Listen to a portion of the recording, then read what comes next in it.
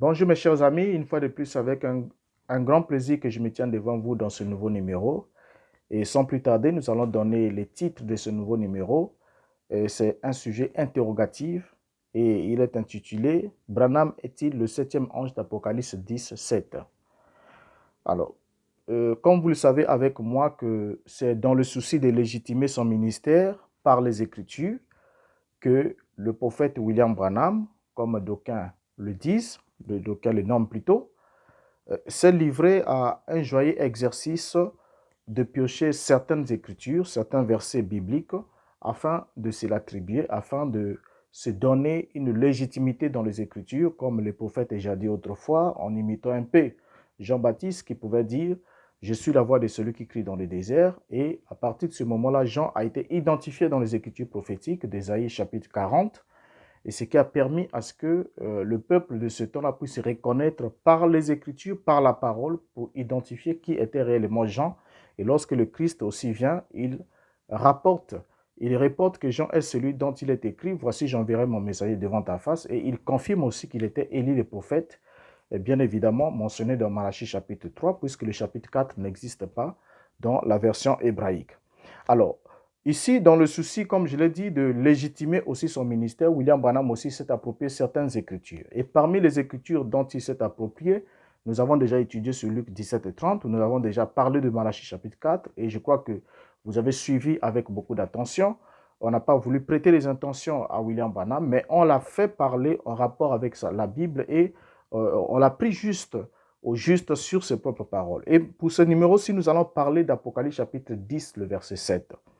Alors, que nous dit réellement Apocalypse chapitre 10, le verset 7? Quand nous lisons ce passage dans la Bible, il est écrit « Mais qu'au jour de la voix du septième ange, quand il sonnerait de la trompette, le mystère de Dieu s'accomplirait comme il l'a annoncé à ses serviteurs, les prophètes. » Alors, on regarde ce passage, nous nous rendons compte que ce verset est désigné par Branham et ses lieutenants comme étant la clé même qui a permis à William Branham de révéler les mystères de la Bible afin de donner la foi de l'enlèvement à la prétendue épouse pour qu'elle se prépare, pour qu'elle sache comment partir, quand partir et qu'elle puisse avoir la dynamique nécessaire pour quitter la terre et aller à la rencontre de Christ dans les airs ou encore aller vivre au ciel selon les autres normes qui ont été étalées.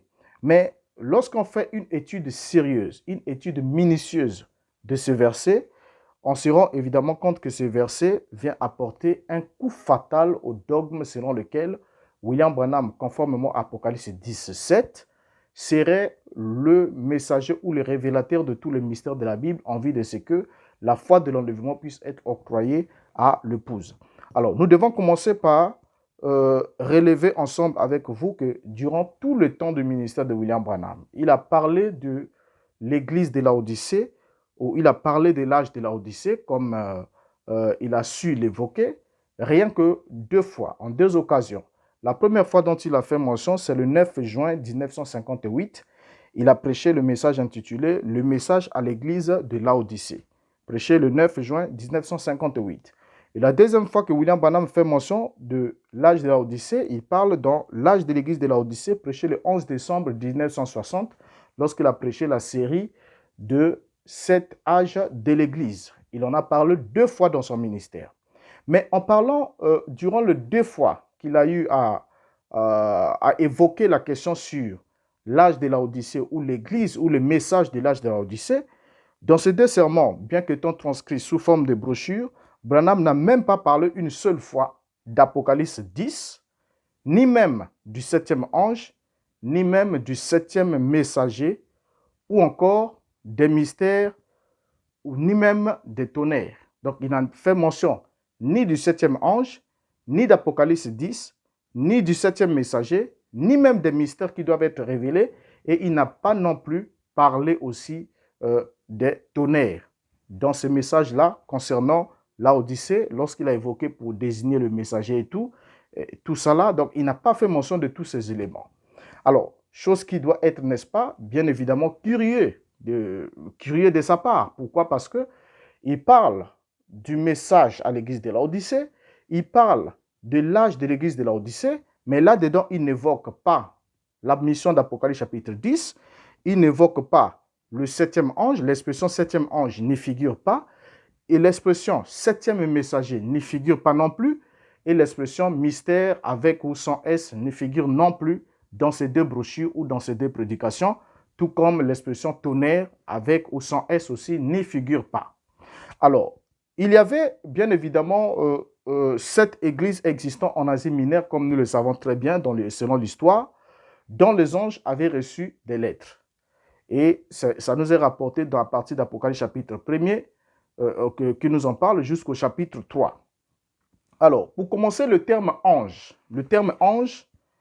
vient d'abord du grec angelos, qui est rendu par ange. Donc, le mot grec qui est rendu par ange, c'est le mot grec, ou plutôt le mot qui est rendu en français par ange, c'est le mot grec angelos, qui peut signifier messager ou envoyé. Donc, il peut avoir ces deux définitions, soit c'est un messager, soit c'est un envoyé.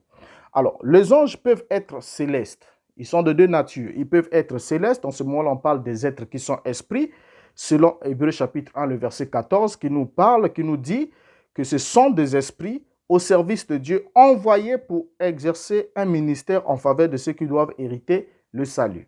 Là, c'est quand il s'agit des êtres célestes. Alors, ils peuvent aussi être des êtres humains, tels que dans le cas des disciples de Jean-Baptiste qui ont été envoyés vers le Christ. La Bible utilise le terme angelos pour désigner le messager que Jean avait envoyé vers le Christ pour lui demander « Es-tu celui qui doit venir ou devons-nous attendre un autre ?» Donc, c'est le même terme qui est utilisé dans ces cadres-là. Nous avons des messagers qui sont humains. Alors, qu'il soit humain, qu'il soit esprit, le terme ange a une seule particularité. La particularité, c'est laquelle? C'est le fait que les anges sont des êtres qui ont pour mission d'exécuter les ordres de Dieu en obéissant à la voix de sa parole, selon qu'il nous est rapporté dans le psaume 103, le verset 20, que vous pouvez lire pendant que nous passons. Alors, le psaume 103, le verset 20 nous dit que les anges sont des êtres qui ont pour mission, la particularité de la mission qu'ils ont, c'est d'exécuter les ordres de Dieu en obéissant à la voix de sa parole. Donc, tous les anges ne sont pas forcément des messagers parce que les anges ont travaillé, ils travaillent, ils ont des missions spécifiques. Un ange peut venir juste pour apporter un message, mais un autre ange peut venir pour exécuter juste un ordre divin qui n'a rien à voir avec un message. Il vient, il agit, il pose l'acte, ou bien il veille, ainsi de suite. Donc, ils ont des missions. Alors, ici, là, la Bible ne stipule nullement, quand nous lisons le texte d'Apocalypse chapitre 1er, le texte qui nous concerne ici, la Bible ne stipule nullement que la lettre à l'église de Laodicée fût la septième lettre et que l'ange de cette église fût par conséquent le septième ange. La Bible ne le stipule pas. Quand vous prenez la Bible, vous ouvrez, vous verrez que la Bible parle des lettres écrites à l'ange de l'église 2. Écrit à l'ange de l'église 2. Et il n'y a pas un adjectif numéral, ordinal ou encore cardinal qui puisse être placé devant le terme ange. Donc, on ne parle pas du premier ange, du deuxième, troisième, quatrième, pour qu'on puisse évidemment avoir le septième ange lorsqu'il s'agit des messagers des 7 églises, c'est-à-dire les exécutants de l'ordre divin. Ils n'étaient pas ceux qui recevaient un message pour l'annoncer à leur assemblée, mais ils étaient ceux à qui le message était destiné. Et il fallait qu'ils exécutent parce qu'il y avait des reproches qui leur étaient faites. Il y avait beaucoup de choses qui leur étaient faites, des reproches sur leur conduite, ainsi de suite, qu'on aura sûrement pour le numéro qui viendra à aborder dans les détails. Alors, ici, on comprend ensemble déjà, comme je l'ai souligné, que lorsque vous ouvrez votre Bible, vous n'allez trouver nulle part, là où il est fait mention, que la lettre adressée à l'église de Laodicée fût la septième lettre, ou encore que l'église de Laodicée fût la septième église, ou encore que le messager ou l'ange de l'église de Laodicée fût le septième ange. Cette expression-là ne figure pas dans la Bible et surtout moins encore dans l'Apocalypse, le livre dans lequel on ne doit ni retrancher ni ajouter.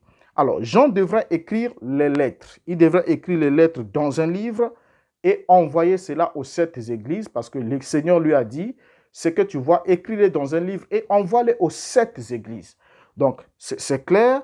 Donc, tous les messagers ou encore toutes les églises ont reçu le même livre, le même message, c'est-à-dire le même lettre. Le contenu était le même et chacun pouvait retrouver la fraction qui les concernait et puis en même temps examiner aussi ce qui concernait les autres pour que si la même reproche est aussi faisable chez lui, qu'il s'adapte et qu'il comprenne ce que l'Esprit disait aux églises en ce temps-là. Alors, ce qui est plus intéressant ici est que lorsqu'on avance avec William Branham, on va se rendre compte, comme je l'ai dit, que en l'an 58, il a parlé de l'église de Laodicée, le message à l'église de Laodicée. En l'an 60, il en a parlé, mais il n'a pas fait mention d'Apocalypse 10. Et lorsqu'on arrive le 7 avril 1962, William Branham va nous faire une déclaration concernant les messagers du temps de la fin. Et j'aimerais qu'on commence à les lire là, pour qu'on ne parle pas sans lui et qu'on se dise quelquefois, voilà, il a fait dire à Branham ce qu'il n'a pas dit. Alors, commençons à parler avec lui dans le message intitulé « le signe de sa venue ». Nous allons lire William Branham ici dans « le signe de sa venue ». Qu'est-ce qu'il nous dit? Ok. Dans le signe de sa venue, il nous dit ceci. Prêché le 7 avril 1962, paragraphe 93. Il dit, « Puis nous voyons dans l'Apocalypse 3, 1 à 3, qu'il doit y avoir 3 âges de l'Église dans ces derniers jours. Saviez-vous cela? C'est juste, nous avons eu cela. Rappelez-vous au fur et à mesure qu'il passe par ces facteurs, la justification, la sanctification, le baptême du Saint-Esprit. Luther, Wesley et la Pentecôte. Les 3 messagers des derniers jours, nous voyons cela. Sa propre venue dans les derniers temps, nous voyons encore cela. Puis, nous voyons maintenant la venue de la pluie, le Saint-Esprit étant répandu dans les derniers jours. Croyez-vous qu'il a été répandu? Sur quoi quelqu'un sème-t-il la sémence pour avoir sa récolte de l'arrière-saison? Vous savez, Joël a dit « dans les derniers jours ».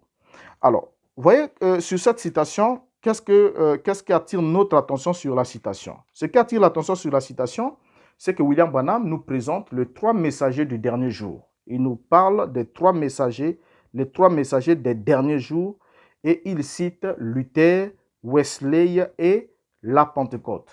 Alors, ça, c'est d'abord un élément important à souligner ensemble avec vous. Alors, pendant qu'il avance, il ne va pas s'arrêter là. Là, nous sommes le 7 avril.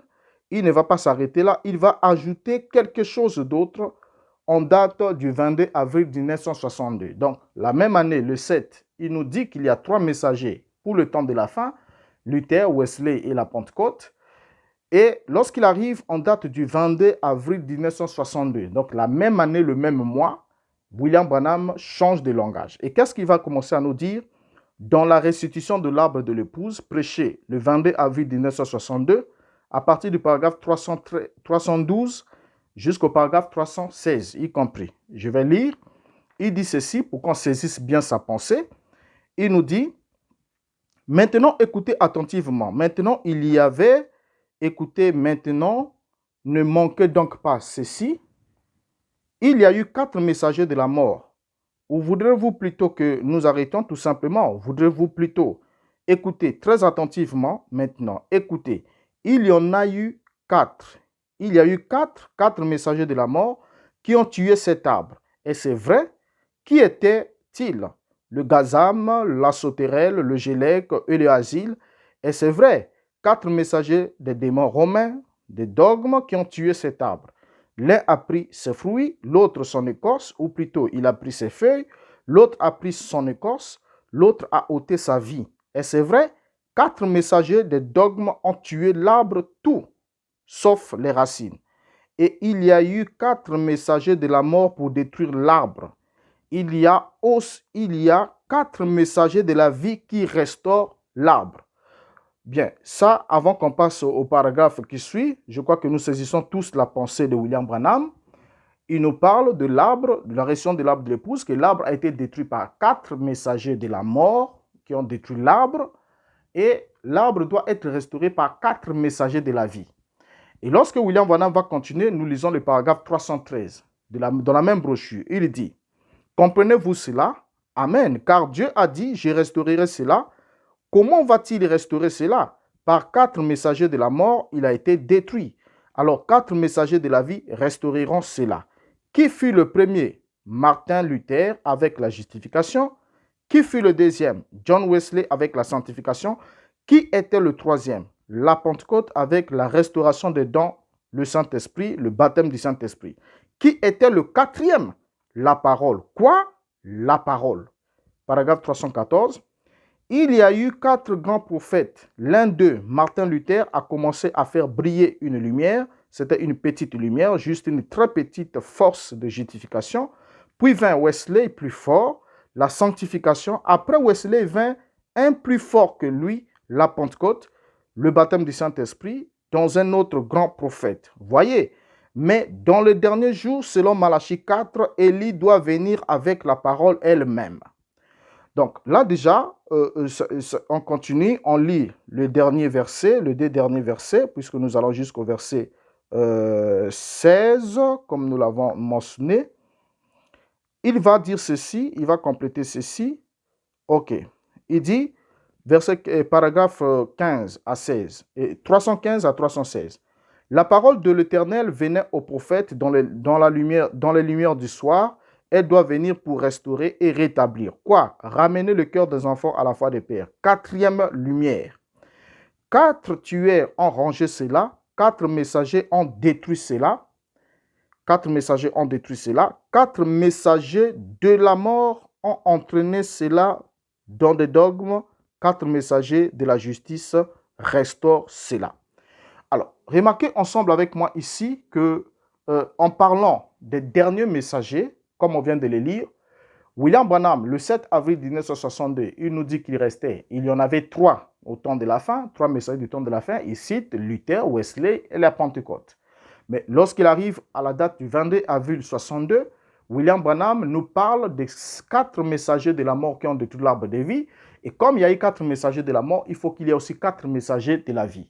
Et du coup, en parlant de derniers messagers, Branham a commencé à parler, comme je l'ai dit, de 3 messagers, attribuant ainsi un messager par âge, puisque Luther arrive dans l'âge des Sardes, Wesley dans l'âge de Philadelphie, la Pentecôte dans l'âge pentecôtiste. Donc avec William Joseph Seymour, dont on aura sûrement un numéro spécial pour parler de lui selon ce que dit aussi William Branham. Mais ensuite, William Branham va parler de 4 messagers. Alors, ceci va emmener Branham, bien évidemment, à se rendre compte ou à constater que Élie, qu'il avait cité en 4e position, était en dehors du tableau de 7 âges de l'Église. Parce qu'il n'était pas, il ne pouvait pas être dans le 7 âges de l'Église, puisque à chaque âge correspond un seul messager. Luther est venu seul, et il y a eu Wesley, il y a eu la Pentecôte avec William Joseph Seymour et le mouvement pentecôtiste dans la rue Azusa, puisque l'âge pentecôtiste, selon William Branham, commence en 1906 avec l'effusion du Saint-Esprit, et un âge ne commence pas sans le message d'un messager. Et il y avait un messager quand William Branham est né. L'âge pentecôtiste avait déjà démarré avec Joseph William Seymour, cet homme de couleur que William Branham appelait l'homme de couleur, disons, cet afro-américain que William Branham nommait par l'homme de couleur. Alors, donc, déjà, on se rend compte ici, ensemble avec vous, que lorsque William Branham dit qu'il y a 4 messagers de la vie qui doivent restaurer l'arbre, automatiquement, Élie, qui est censé venir prétendument avec la parole, se retrouve à l'extérieur du plan des âges. Il se retrouve à l'extérieur du tableau. Je ne sais pas si nous sommes honnêtes ensemble. Donc, on se rend déjà compte que dans le lot, dans le groupe de 7, William Branham se disqualifie dans le lot de 7, parce que si 4 âges sont déjà passés et qu'il y a 4 messagers de la vie qui doivent restaurer l'arbre, et nous avons déjà Luther, Wesley, les Pentecôtes, cela totalise déjà 7 âges de l'Église, alors Élie, qui est censé venir avec la parole, ne se retrouve pas dans le 7e âge. Donc du coup, Branham se retrouve devant un problème évident. Et lorsqu'il se retrouve devant ce problème évident, il va se rendre alors compte que pour ne pas finir hors jeu par rapport au tableau qu'il avait eu à placer, pour ne pas finir hors jeu, et n'ayant pas trouvé le moyen de se faire une place dans le schéma des 7 âges de l'Église, n'ayant pas pu trouver une place pour s'établir, William Branham va essayer de faire le forcing. Il va faire le forcing en essayant d'insérer alors Apocalypse chapitre 10, le verset 7, pour une première fois en fin de l'année 1962. Là, nous sommes déjà en décembre 1962. Donc, vous allez remarquer que depuis le début du ministère de William Branham, il n'a jamais fait mention d'Apocalypse chapitre 10. Il va prendre Apocalypse chapitre 10 pour le relier à son affaire, à sa cause, le 30, précisément dans le message du 30 décembre 1962, quand il prêche Monsieur S, c'est le signe de la fin. Et là, lorsqu'il prêche Monsieur S, c'est le signe de la fin, qu'est-ce que William Branham va nous rapporter? Si on peut le retrouver ici. Ok, je ne l'ai pas noté ici, là. Alors, dans cette prédication, Monsieur S, le signe de la fin, William Branham va mentionner quelque chose d'important. C'est dans ce sermon qu'il va déclarer pour la toute première fois que le 7 ange d'Apocalypse 10 est le septième ange, ou encore le septième ange d'Apocalypse 10 est le messager du septième âge de l'Église mentionné dans Apocalypse 3, 14. Et c'est là qu'il va le dire pour la toute première fois, le 30 décembre 1962, dans la citation que nous allons lire maintenant ensemble avec vous. Alors donc, on se rend évidemment compte que, étant donné que William Branham se trouve devant cette impasse, lorsqu'il va se rendre compte qu'il y a vraiment un problème qui ne figurait pas dans le plan qu'il avait lui-même tracé des âges de l'Église, et que, selon qu'il s'est proclamé comme étant Élie le prophète, le porteur de la parole, il s'est retrouvé en dehors du tableau des âges. Et c'est comme ça que, le 30 décembre 1962, il va prêcher « Monsieur S, c'est le signe de la fin ». Et là-dedans, au paragraphe 237 et 238, il va dire ce qui suit. « Je crois que le septième ange d'Apocalypse 10 est le messager du septième âge de l'Église d'Apocalypse 3, 14. Souvenez-vous. Maintenant, laissez-moi lire. Regardez, où je peux lire. Or, c'était le septième ange. Mais qu'au jour de la voix du septième ange, le septième verset, quand il sonnerait de la trompette, le mystère de Dieu s'accomplirait comme il a annoncé à ses serviteurs, les prophètes. Maintenant, vous pouvez voir que c'était un ange, et c'est l'ange du septième âge de l'Église, parce qu'il est dit ici que c'est le septième ange du septième âge de l'Église. Si vous voulez voir ici qui est, où est l'ange, Apocalypse 3,14, c'est l'ange de l'église de Laodicée. Alors, donc, vous voyez déjà là que si vous êtes attentif avec William Branham, puisqu'il est question de suivre William Branham au pas, de le suivre, de le prendre sur base de sa propre parole, vous allez vous rendre compte qu'il y a quelque chose déjà qui ne va pas. Lorsque William Branham se retrouve devant cette impasse prophétique ou cette impasse d'identification pour vouloir se tailler la place au milieu ou encore retrouver la place dans le tableau, il a été obligé d'associer Apocalypse chapitre 10, prendre le passage d'Apocalypse chapitre 10 et l'associer à l'Apocalypse chapitre 3, le verset 14, pour en faire un même ange. Et il précise même que c'est ce qui est écrit, que l'ange du septième âge de l'Église est le septième ange d'Apocalypse 10, alors que ce n'est pas ce que la Bible affirme malheureusement. Alors, ce qui pose un problème sérieux à ce dogme que William Branham a voulu entraîner avec lui, est que l'ange d'Apocalypse 3, 14 reçoit un livre dans lequel se trouve la lettre qui lui était adressée.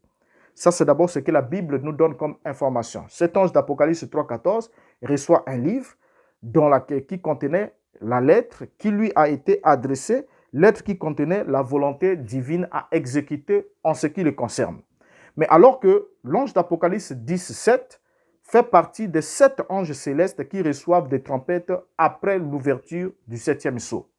C'est là où cela pose un sérieux problème à la conception de William Branham. Est-ce qu'il va continuer à maintenir son pronostic? Marchons ensemble avec lui. Lorsque nous lisons Apocalypse chapitre 8, le verset 1, le premier verset jusqu'au deuxième verset, la Bible nous dit ce qui suit. Quand il ouvrit le 7e sceau, il y eut dans le ciel un silence d'environ une demi-heure. Et je vis les 7 anges qui se tiennent devant Dieu, et ces 7 trompettes, leur furent données. Alors, vous remarquez ensemble avec moi que les anges, ou encore les anges d'Apocalypse 1, 20, étaient dans la main droite de Christ, puisque la Bible nous précise, Jean plutôt le dit, lorsqu'il salue même l'Église, il salue au nom de celui qui est assis sur le trône, et il salue de la part de celui qui est assis sur le trône, de la part de sept esprits qui sont devant le trône, et de la part de Yeshua HaMashiach, ou de la part de Jésus-Christ, si vous le voulez bien. Alors, ici, on remarque que les 7 anges, ou les anges d'Apocalypse 1, 20, sont dans la main de Christ, Mais alors que les 7 anges qui reçoivent des trompettes se tiennent devant le trône. Donc, ils sont d'abord, déjà par leur position, ils sont totalement distincts des anges qui sont dans la main de Christ. Mais eux, ils se tiennent dans la présence.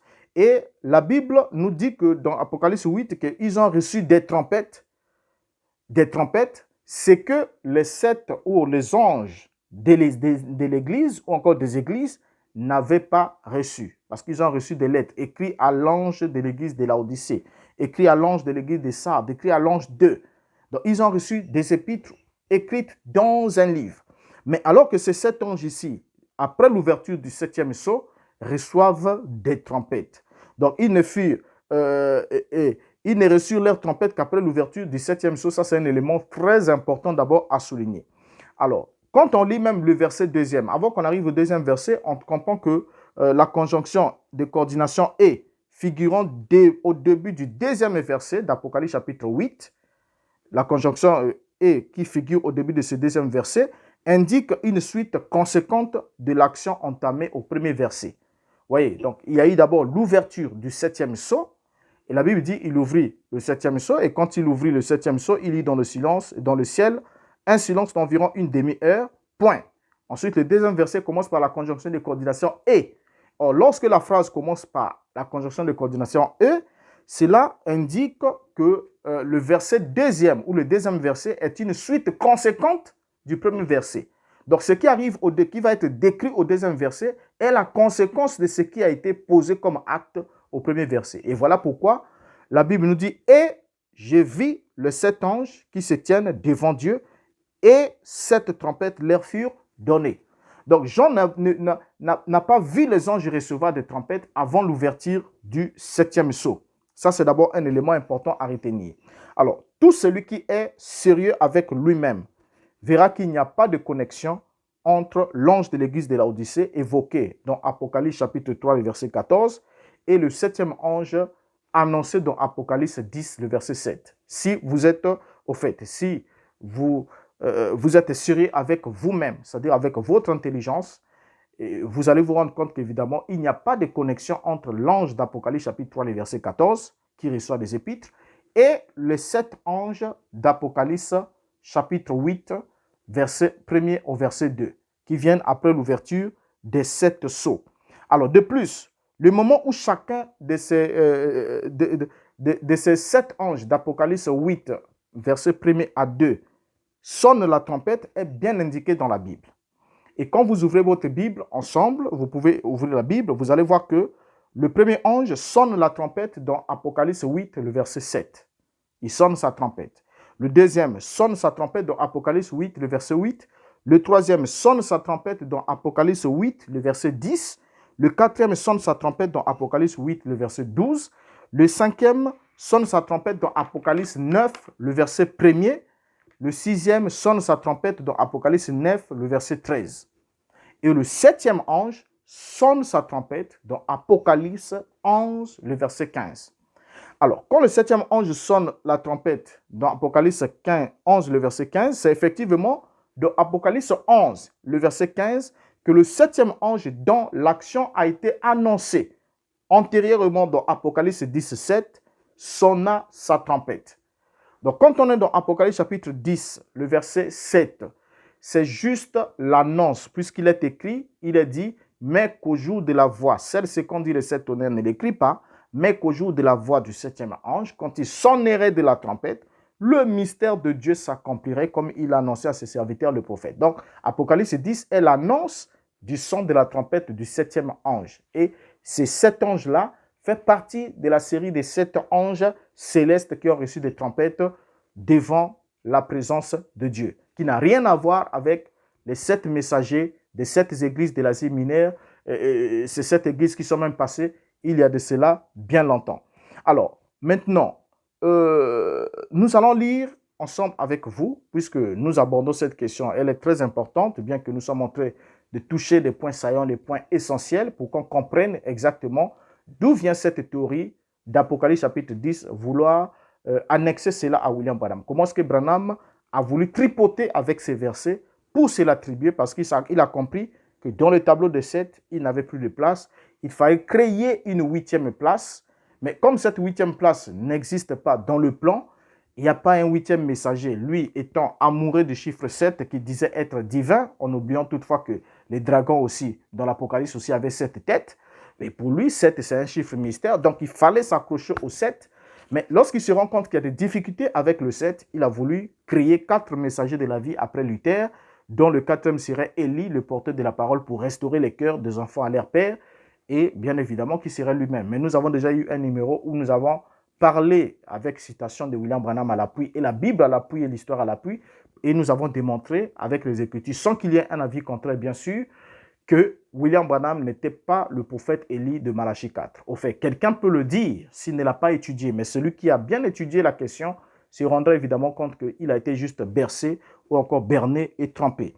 Alors maintenant, après que nous ayons compris ensemble ici qu'il n'y a pas de connexion, pour ceux qui sont sérieux bien sûr, qu'il n'y a pas de connexion entre Apocalypse chapitre 3, 14 et Apocalypse 17, mais lisons quand même la conclusion mensongère de Branham au sujet de cette question, comment est-ce qu'il aborde dans l'exposé des 7 âges de l'Église, publié en 1965, en décembre 1965. Qu'est-ce qu'il dit là-dedans au sujet de cette question? Alors que nous avons déjà compris ensemble avec vous que cet ange qui sonne la trompette est un ange céleste, ce qui n'a rien à voir avec William Branham, ce qui n'a rien à voir avec l'ange de l'église de Laodicée, qui était un être humain qui a vécu jadis et qui a reçu le livre et qui a accompli sa mission avant de s'en aller. Maintenant, prenons ici l'exposé des 7 âges de l'église. Exposé des 7 âges de l'église. Nous lisons la page, le chapitre 9, la page 316. Lisons ensemble avec vous. Il a dit ceci. Premièrement, ce messager sera un prophète. Il aura la fonction de prophète.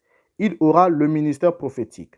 Ce ministère sera solidement fondé sur la parole, car lorsqu'il donnera une prophétie ou qu'il aura une vision, elles seront toujours axées sur la parole et elles s'accompliront toujours. Il sera authentifié comme prophète par l'exactitude de ses prophéties. La preuve qu'il est prophète se trouve dans Apocalypse 10, 7. Mais qu'au jour de la voix du 7e ange, quand il sonnerait de la trompette, le mystère de Dieu s'accomplirait comme il l'a annoncé à ses serviteurs, les prophètes. Or, cette personne que ce verset appelle un ange, dans la version du roi Jacques, une version anglaise de la Bible, n'est pas un être céleste. Le 6e ange qui sonne la trompette, lequel est un être céleste, se trouve dans Apocalypse 9, 13. Et le 7e de ces anges se trouve dans Apocalypse 11, 15. Celui que nous avons ici dans Apocalypse 17 est le messager du 7e âge. C'est un homme. Il doit apporter un message de la part de Dieu et son message et son ministère vont mener à terme le mystère de Dieu comme il a annoncé à ses serviteurs, les prophètes. Voilà. Bien, je crois que si nous sommes sérieux avec nous-mêmes, nous avons tous lu ensemble cette citation, cette déclaration de William Branham. Or, s'il vous plaît, avant que je puisse continuer peut-être pour chuter, avant même de chuter, j'aimerais d'abord vous dire, vous interpeller, mes chers amis, que ne laissez pas vraiment Branham insulter votre intelligence jusqu'à ce point. Ne les laissez vraiment pas insulter votre intelligence jusqu'à ce point. C'est comme si ils se rendent compte que ceux qui me liront ou ceux qui me suivent sont des gens tellement crédules, tellement idiots, qui ne pourront pas se rendre compte de ces petites manèges. Or, lorsqu'on lit cette citation de l'exposé, cette déclaration de l'exposé des 7 âges de l'Église, de 1, William Branham affirme ici que le prophète sera d'abord confirmé par l'exactitude de ses prophéties. Donc toujours, ce prophète sera authentifié comme prophète par l'exactitude de ses prophéties. Ça déjà, c'est un sérieux problème avec William Branham. Et je crois que j'avais lancé ce défi, je vais toujours le relancer et nous en parlerons qu'on me montre une seule prophétie de William Branham qui a été dite noir sur blanc sur bande avant le fait et qui a eu sa réalisation selon les termes indiqués ou le timing indiqué dans la prophétie, il n'y en a pas jusqu'à la date d'aujourd'hui. Et même quand on a parlé de la femme avec le violet et tout, il y a des vidéos qui sont là et nous avons déjà traité de cette question. Pour ceux qui sont honnêtes, ils se rendent compte que, et c'est encore une fois de plus, une recherche d'authentification qui a faussé. De un, les prophéties de Branham sont inexactes. Or, William Branham dit que le prophète, là, sera reconnu par l'exactitude de ses prophéties. Et vous êtes conscient avec vous-même que les prophéties de William Branham sont inexactes. Alors, ça, c'est le premier élément. Et de deux, il montre que le sixième ange céleste, le sixième ange qui sonne la trompette est céleste, et y compris aussi le septième ange qui sonne aussi la trompette de l'Apocalypse 11-15. C'est un ange céleste. Mais seulement, William Branham prend l'annonce d'Apocalypse 10, qui n'est qu'une annonce, qui n'est pas la réalisation, qui n'est qu'une annonce de la trompette qui sonne dans Apocalypse 11-15, et il en fait quelque chose d'à part, vouloir rattacher l'annonce d'Apocalypse 17 au messager ou encore au messager de l'église de Laodicée, ce qui n'a aucun rapport. Alors, mais ce que Branham oublie, lorsqu'il veut faire ce ping-pong, qu'est-ce qu'il oublie? Il oublie que Apocalypse 17 annonce la trompette que l'ange sonne dans Apocalypse 11-15. Il est bien dit, au jour de la voix du septième ange, quand il sonnerait de la trompette, le mystère de Dieu s'accomplirait. Et ça aussi, c'est un élément très important. Et de trois, il n'est pas dit que la trompette du septième ange révélerait les mystères de Dieu. Ça, c'est un mensonge, criard.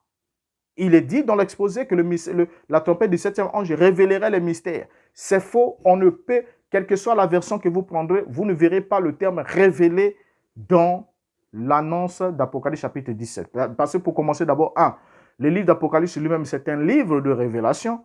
Et en tant que livre de révélation, il ne contient aucun mystère qui n'a pas été élucidé. Donc, quand le rédacteur, c'est-à-dire lorsque le Christ envoya la révélation aux sept églises qui étaient en Asie mineure, tout ce qui était mystérieux a été expliqué à Jean. Maintenant, ce qui n'a pas été expliqué à Jean, c'était des choses qui n'étaient pas énigmatiques pour les destinataires du livre. Donc, s'il y a des choses encore que vous et moi, nous ne comprenons pas lorsque nous lisons le livre d'Apocalypse, c'est simplement parce que ce livre-là ne nous a pas été destiné. C'est à qui ce livre a été destiné, comprenait ce que signifiait chaque symbole. Il savait qui était la bête, il savait qui était le nombre, qu'est-ce qu'était la marque de la bête. Il connaissait toutes ces choses-là. Donc, ces choses n'étaient pas des mystères pour eux. Maintenant, tout ce qui était mystérieux a été expliqué. Le Christ dit, viens, je te montrerai le mystère de cette étoile que tu vois dans ma main droite. C'est les sept églises, c'est les sept anges, et les sept chandeliers sont les sept églises. Il explique le mystère. L'ange dit à Jean, viens, je te montrerai le mystère de la bête et de la femme qui la porte. Vous voyez? Et donc, tout ce qui était mystérieux a été expliqué. Donc, dire ici que lorsque le septième ange sonnerait de la trompette, le mystère de Dieu va être révélé, c'est un mensonge criard. J'aimerais que vous qui suivez, mon cher ami, ne vous énervez pas, n'arrêtez pas la vidéo, mais prenez le temps de vérifier quelle que soit la version que vous avez et apportez-nous là où la Bible mentionne, dit que lorsque le septième ange sonnerait de la trompette, les mystères de Dieu seront révélés. C'est faux. D'abord, mystère est au singulier et ce n'est pas un mystère qui sera révélé, mais c'est un mystère qui devrait s'accomplir. Le mystère, c'est quelque chose qui est caché, c'est un plan caché, mais qui n'attend que l'accomplissement lorsque le septième ange sonnerait de la trompette.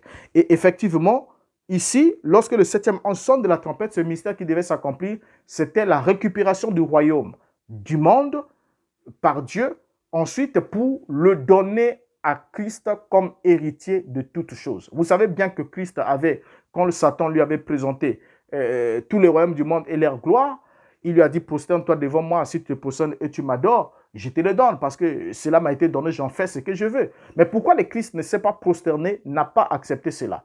Parce qu'il savait qu'il n'avait rien à convoiter, parce que ce que Satan avait, il le détenait pour un temps. Il savait que ce royaume du monde sera récupéré par Dieu un jour, et Dieu le lui donnera comme héritier, parce qu'il est l'héritier de toutes choses. Donc, dit qu'il y aura des mystères qui vont être révélés par la trompette du septième ange, c'est un mensonge odieux, un mensonge criard. Donc, avant qu'on arrive même sur ces points de détail, lorsqu'on lit Apocalypse chapitre 11, le verset 15, lisons-le ensemble avec vous. Prenons nos Bibles et puis lisons ces versets pour voir quelle est la conséquence du son de la trompette du septième ange selon ce que dit la Bible. Il a dit ceci. Apocalypse chapitre 11, le verset 15. Il a dit, « Le septième ange sonna de la trompette, et il y eut dans le ciel de fortes voix qui disaient, « Le royaume du monde est remis à notre Seigneur et à son Christ, et il régnera au siècle de siècles. » Souvenez-vous avec moi que lorsque l'ange était descendu avec un pied sur la terre, un autre sur la mer, et qu'il avait rugi comme rugit un lion, la Bible nous avait dit que les sept tonnerres firent entendre leur voix. Là, nous sommes dans Apocalypse chapitre 10, à partir du verset 1er jusqu'à descendre. Mais lorsqu'on est arrivé au verset 6, il est dit, d'abord, le verset 4 dit, « Et quand les sept tonnerres eurent fait entendre leur voix, j'allais écrire et j'ai entendu du ciel une voix qui disait, « Celle-ci conduit les sept tonnerres, ne l'écris pas. » Alors, qu'est-ce qui devait se passer par la suite? Et il est dit que l'ange a juré et lui a fait cette promesse. Il dit, mais qu'au jour de la voix du septième ange, quand il sonnerait de la trompette, le mystère de Dieu s'accomplirait. Le mystère de Dieu s'accomplirait. Pas les mystères seront révélés ou les mystères seront dévoilés. C'est ce que l'ange n'a pas dit. Et vous ne devez pas oublier que le livre d'Apocalypse, c'est le seul livre où on ne doit rien ajouter ni retrancher. Et quand vous ajoutez quoi que ce soit, Dieu ajoutera sur vous des fléaux qui sont écrits dans ces livres. Et si vous retranchez, Dieu aussi retranchera votre nom du livre des vies. Je crains déjà que le nom de quelqu'un soit déjà retranché si vraiment Dieu ne fait pas grâce. Donc déjà ici, on se rend compte que le royaume du monde est remis. Vous voyez, quand on relit bien ce verset, ce passage, Apocalypse 11, le verset 15, il est bien dit et c'est clair. Il a dit, le septième ange sonna de la trompette et il y eut dans le ciel de fortes voix qui disaient, le royaume du monde est remis à notre Seigneur et à son Christ, et il régnera au siècle des siècles. Voilà le mystère qui devait s'accomplir, le mystère qui était annoncé par les prophètes au fil des temps, c'était le règne glorieux du Messie. Et ce règne glorieux du Messie devait se passer dans un monde récupéré par Dieu. Et c'était ça le grand mystère qui devait s'accomplir, qui était annoncé depuis les temps anciens par les prophètes.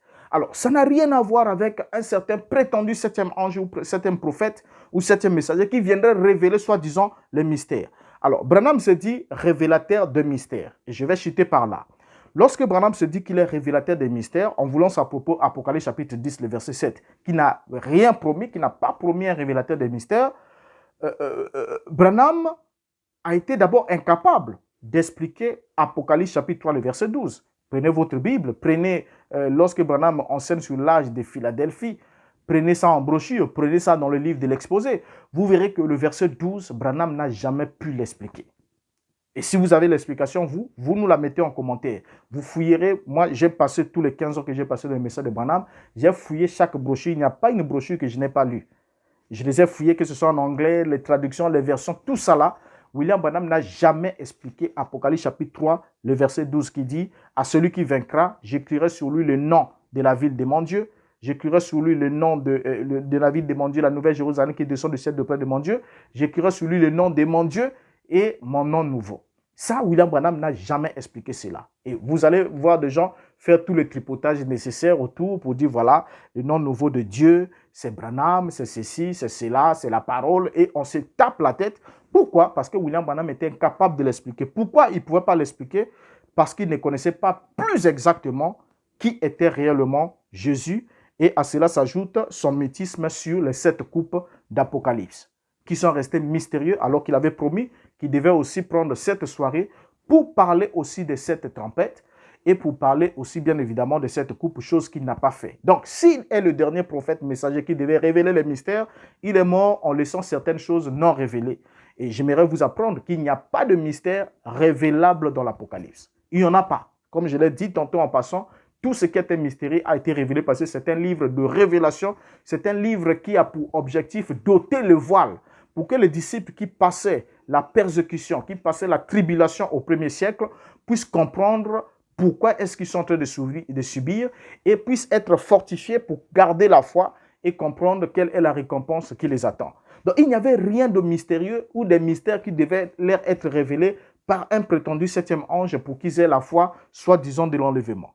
Alors, remarquez ensemble que Lorsqu'on arrive en 62, William Branham manipule Apocalypse chapitre 10 pour la première fois.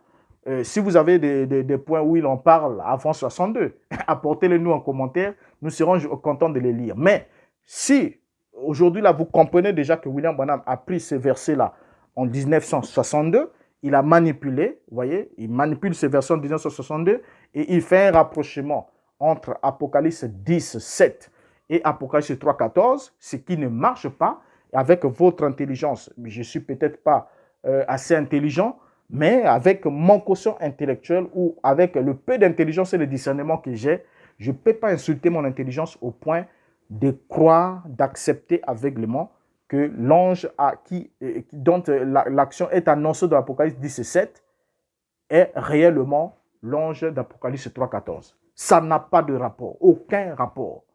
Et en plus de cela, lorsqu'on va arriver, puisque nous sommes en 62, quand on va arriver en 63, je crois que les numéros qui suivent vont nous interpeller là-dessus, nous aborderons la question du nuage avec l'ouverture de sceaux. Vous vous rendrez compte avec moi qu'il n'y a pas eu de révélation de cette sceau. William Branham, tout ce qu'il a eu enseigné, premier, deuxième, troisième, jusqu'au septième sceau, je l'ai dit haut et fort, je vais le prouver, le démontrer avec les autres numéros qui viendront. William Branham n'a fait que plagier au point et à la virgule Clarence Larkin. Et ce qui manquait chez Clarence Larkin, il se débrouillait chez Thèse Roussel. Et ce qui manquait chez Thèse Roussel, il fabriquait un truc à sa manière et cela n'était pas cohérent. Du premier jusqu'au septième sceau. Tout ce que vous lisez là, les symboles, tout ça là, nous allons prendre jusqu'au septième sceau. Parce qu'il y avait un ami qui m'avait dit, oui, il dit que Branham a plagié du premier jusqu'au tous les sceaux. Mais est-ce que le septième, il a aussi plagié? Parce que les autres sceaux, c'était les sceaux des autres. Mais Branham, lui, c'est le septième ange. Lui, sa mission, c'est le septième sceau. On reviendra encore pour parler de la notion qui est réellement le messager de l'église de Laodicée, selon la théorie de Branham. Parce que pour moi, je sais que ce messager, c'est des êtres humains qui ont vécu depuis le premier siècle, qui étaient des êtres réels qui ont vécu au premier siècle, qui n'ont rien à voir avec l'âge d'Éphèse avec Paul. Paul, d'abord, est mort avant que le livre d'Apocalypse soit écrit. Donc, c'est quelqu'un, un messager qui meurt avant même de recevoir le message qu'il devait prêcher. C'est vraiment de n'importe quoi. S'il vous plaît, pour une fois, Branham se révèle encore une fois de plus être un faux prophète qui établit son ministère sur de fausses évidences. De fausses évidences parce que lorsqu'il établit son prophétisme sur de fausses bases, cela témoigne exactement qu'il est en train de vouloir forcer, c'est-à-dire comme un loup qui veut se revêtir de la peau de la brebis afin de tromper les brebis. Faites extrêmement attention, prenez ce point au sérieux. Et je sais qu'il y a certains aussi déjà qui ne sont pas d'avis que William Branham est le messager d'Apocalypse 17. Ils sont aussi diabolisés par les autres. Mais demandez à ceux qui veulent le soutenir, qui disent « Je crois ce que le prophète dit, même s'il a dit comme ça, je le crois. » Oui, mais apportez des évidences, parce que la foi se démontre. La Bible dit, la foi est une ferme assurance des choses qu'on espère. C'est une démonstration de celles qu'on ne voit pas. Donc, on ne peut pas dire, si on vous dit, par exemple, démontrer que ce triangle est rectangle-là, vous n'allez pas dire, oui, tel que je vois ce triangle-là, il est rectangle-là, parce que ce côté fait 3 cm, l'autre fait 4 cm, et de l'autre côté, l'hypoténuse, c'est 5 cm. Donc, c'est un angle droit. Vous faites ça, on vous colle un zéro. Un zéro. Parce que lorsqu'on parle de la démonstration, on vous demande d'apporter des preuves. Donc, le triangle est déjà rectangle, mais on vous demande d'apporter des preuves. Donc, si vous croyez que William Branham est l'ange messager d'Apocalypse 17, apportez des preuves, nous les attendons en commentaire. Alors, jusqu'à ce qu'on se retrouve au prochain numéro, portez-vous bien. Ma prière est que Dieu vous garde et qu'il vous ouvre vraiment les yeux, que vous compreniez que Branham n'est pas à associer à ces versets d'Apocalypse 17, parce qu'il ne parlait pas de lui, mais il parlait de l'action du septième ange qui devait sonner sa trompette. Et toutes les 7 trompettes ont été sonnées par ces anges et il y a eu des conséquences selon ce qui est annoncé dans la prophétie. Nous reviendrons peut-être sûrement avec un numéro à une date donnée, peut-être si ce n'est pas sur cette chaîne ou bien sur Briser le Roc. Nous en parlerons pour qu'ensemble nous puissions être éclairés, que nous ne puissions plus être bernés par des demi-vérités ou des mensonges que certains prennent comme étant des absolus. Alors portez-vous bien, ma prière est que Dieu vous garde tous ceux qui nous gardent et que nous nous retrouvons encore une fois de plus dans un nouveau numéro. Jusqu'à là, je vous dis au revoir.